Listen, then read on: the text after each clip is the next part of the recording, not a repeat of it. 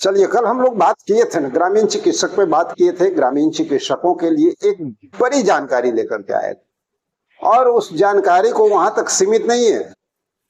आप लोग जिस तरह से बात कर रहे हैं, कमेंट आ रहा है, चाहे वो फेसबुक पे हो, चाहे आपको यूट्यूब पे हो, और भी कई साथियों के द्वारा कॉल मैसेज आ रहा है, तो हमने निश्चय कर लिया कि आप लोगों के लिए पूरी जानकारी लेकर के अगले वीडियो में हम आ रहे हैं। और आज का जो टॉपिक है ना, काफी खास होने वाला है साथियों, क्योंकि देखिए, सिर्फ ग्रामीण चिकित्सकों की बात नहीं है। हमने जो सीरीज शुरू किया है ना, आप सभी लोगों को फायदा होने वाला है, क्योंकि आज का जो टॉपिक है, हमारे डाटा एंट्री, कार्यपालक सहायक, वार्ड सचिव, पंचायत स्तर के साथी जितने भी संविदा पे काम कर रहे हैं ना, उन पर आज का खास टॉपिक है। और आने वाले समय में इसी तरह से 3, 4, 5 विभाग को जोड़ करके आप लोगों की पूरी सटीक जानकारी हम लाने वाले हैं। और बहुत इंपॉर्टेंट, इसमें सिर्फ जानकारी ही नहीं रहेगी, सरकार से हमारा सवाल भी रहेगा, क्योंकि हम लोगों का पहला मकसद क्या होता है? पहला मकसद है कि अपनी मांगों को मजबूती से सरकार के सामने रखे। और ये स्वतंत्र ग्रामीण चिकित्सक हमेशा से आपके लिए करता आया है और आगे भी ये तैयारी हम लोग करते रहेंगे। तो देखिए, बहुत खास बात जो आप लोगों के लिए आज लेकर के आए हैं, आप लोगों की मानदेय वृद्धि की बातें होगी। इतना ही नहीं, बहुत सारे हमारे डाटा एंट्री साथी, कार्यपालक सहायक, वार्ड सचिव, जो लोग काम करते हैं ना, पंचायत स्तर पे जो काम करते हैं, आप सोच लीजिए कि उनको पेमेंट क्या मिलता है।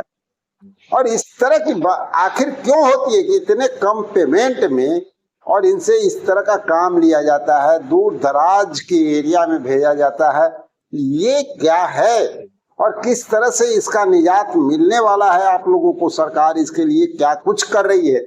आज सारी बातें होंगी यहाँ पे। बिहार में सुशासन और डिजिटल क्रांति की बातों को बहुत होती रही है ना, हमेशा होता रहा है कि भाई डिजिटल क्रांति आ गया, सुशासन आ गया, लेकिन हर विभाग कहता है कि हम ऑनलाइन हो गए हैं, हम डिजिटल हो गए हैं।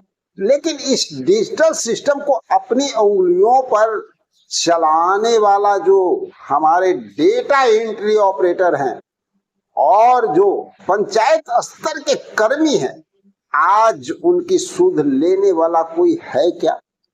क्या लगता है? लग रहा है कि कोई है आपकी जो सुध लेगा?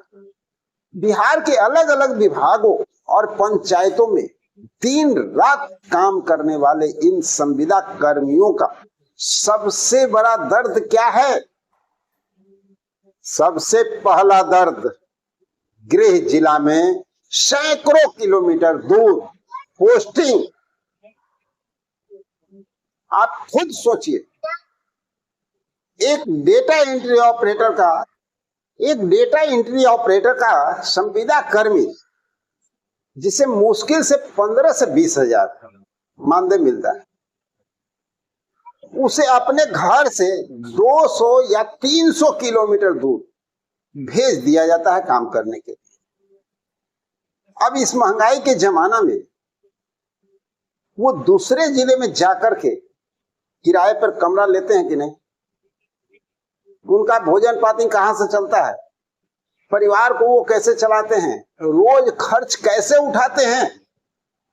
अब बुढ़ापे के लिए क्या सेविंग करेंगे? अपने माता पिता के लिए क्या व्यवस्था कर पाएंगे? वो कई जिलों से, कई सालों से ये कर्मचारी मांग कर रहे हैं कि काम से कम महिलाओं और दिव्यांग भाइयों को, उनके बाद बाकी कर्मियों को उनके गृह जिला के पास के ब्लॉक में ट्रांसफर की सुविधा दी जाए। लेकिन विभाग इस फाइल को दबाकर बैठा है, ट्रांसफर की सुविधा दी जाए, लेकिन विभाग इस फाइल को दबाकर बैठा हुआ है। भाई, ऐसा नहीं है कि विभाग की ओर से प्रयास हो रहा है। अगर विभाग की ओर से प्रयास होता ना, तो अब तक काम हो गया होता। और दूसरे सबसे बड़ा खेला जो होता है ना, वो सैलरी और सेवा नियमावली के नाम पर बेल्ट्रॉन के माध्यम से जो ऑपरेटर आते हैं, उनका सर्विस टैक्स और बाकी कटौतियों के नाम पर अच्छा खासा पैसा कट जाता है। और इन कर्मियों को कोई ठोस सेवा नियमावली यानी सर्विस रूल अभी तक नहीं है। मांग किया जा रहा है, लेकिन सरकार क्या सुन रही है? जब तक विभागों को जागरूक है, जब तक उनका विभाग जागरूक होगा, आप काम कीजिए और जिस दिन मन बदला उस दिन आपको वापस बेल्ट्रॉन भेज दिया जाता है। इसे सेवा वापस करना कहते हैं, लेकिन असल में यह बिना नोटिस नौकरी से निकालने जैसा ही है। यही हाल हमारे पंचायत स्तर के कर्मियों का। काम का बोझ इतना है कि ब्लॉक से लेके पंचायत तक की सारी जिम्मेदारी उनके कंधे पर है। लेकिन जब मानदेय की बात आती है तो बजट का बहाना बनाकर महीनों तक सैलरी रोक दी जाती है। हमारी सरकार से सीधी मांग है कि जब ये सरकारी कर्मचारी को हर डिजिटल काम को समय पर पूरा करते हैं तो सरकार उनके गृह जिला ट्रांसफर की पॉलिसी आखिर क्यों नहीं बनाती है? भाई जल्दी से इनका काम होना चाहिए। क्यों इनके लिए एक सुरक्षित सेवा नियमावली तैयार नहीं की जा रही?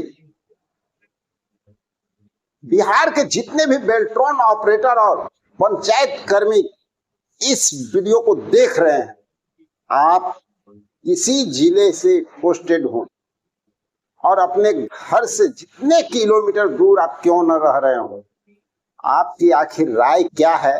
कमेंट में जरूर बताइए, क्योंकि अगली जानकारी मैं आपको दूंगा, बहुत जबरदस्त जानकारी लेके आने वाला हूं।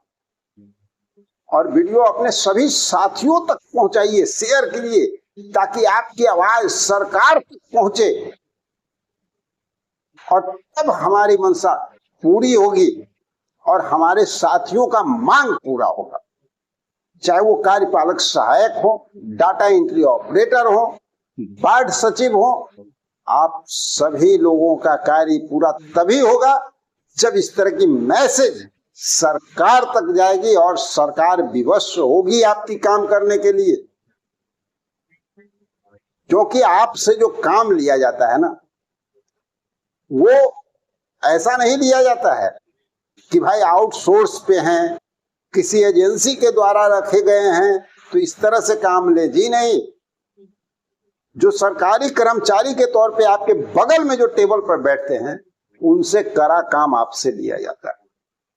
तो साथियों, हम लोगों को क्या करना है? एकजुटता बनाए रखनी और अपनी आवाज को सरकार तक पहुंचानी है। और स्वतंत्र ग्रामीण चिकित्सक हमेशा से आपके साथ खड़ा है और आपकी आवाजों को सरकार तक पहुंचाने में अपनी पूरी प्रयास में लगा हूं। तो आपका सपोर्ट चाहिए, बगैर आपके सपोर्ट की ये आवाज नहीं पहुंच सकती है। आप अपने साथियों तक मैसेज दीजिए, एकजुटता दिखाइए। चलिए मिलते हैं एक और जबरदस्त इंफॉर्मेशन के साथ अगले